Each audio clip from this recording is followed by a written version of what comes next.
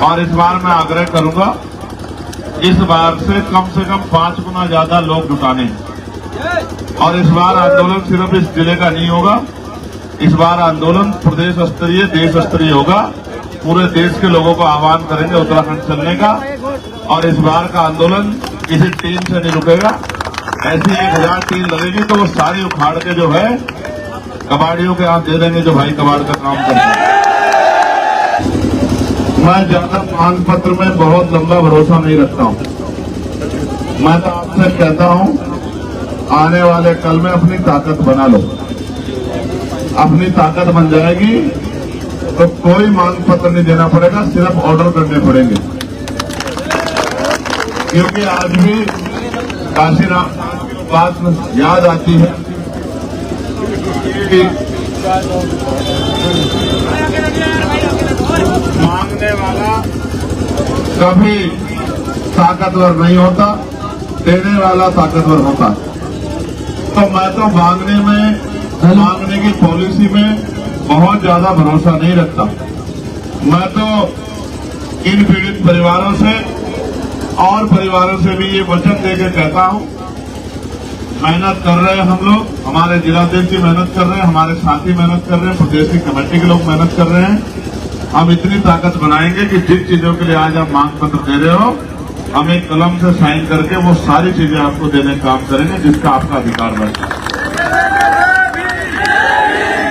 और मैं अपने साथियों से भी कहूंगा, आज आपने बड़ा अच्छा प्रदर्शन किया, लेकिन मुझे लगता है हमने 7 दिन का समय लगभग इसमें लगेगा पूरे कार्य में।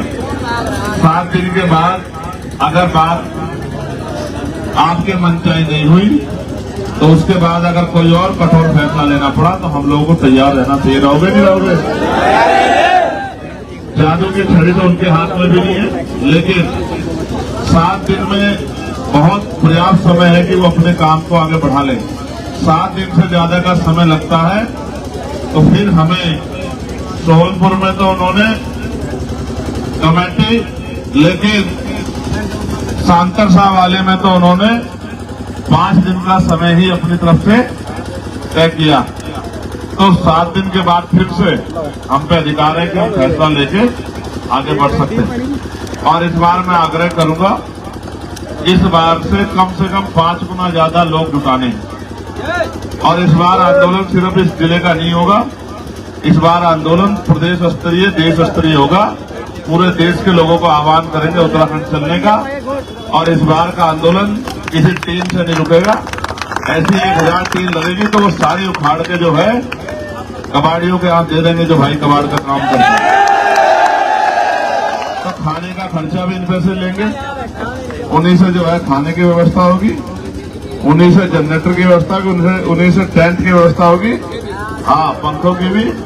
लेकिन जुल्म नहीं सहेंगे और जुल्म होने देंगे, इस बात के लिए हम लोग संकल्प लेकर तैयार।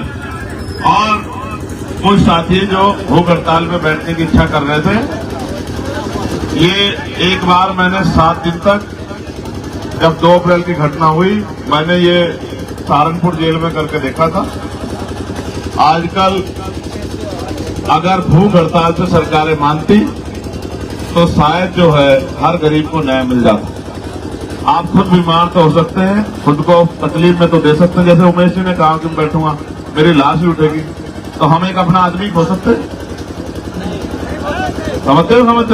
तो मैं इनसे भी कहूंगा ये भूख हड़तालें ठीक नहीं है, खा पी के लड़ो, 4 टाइम खाओ, भाई हिम्मत भी रहेगी ये नहीं, खा पी के लड़ो। लड़ाई है एक दिन में थोड़ी खत्म होती। ये तो महात्मा गांधी जी के आदर्श बहुत लोगों ने अपनाया और बाद में इनको अस्वीकार किया कि ये ठीक नहीं। सरकारें तो चाहती है कि ये लोग रहे और आप वैसे ही मरना चाहते हैं, इसका आरोप भी किसी में लग रहा है। ठीक है, बहुत बहुत धन्यवाद। जय भीम, जय भारत, जय संविधान।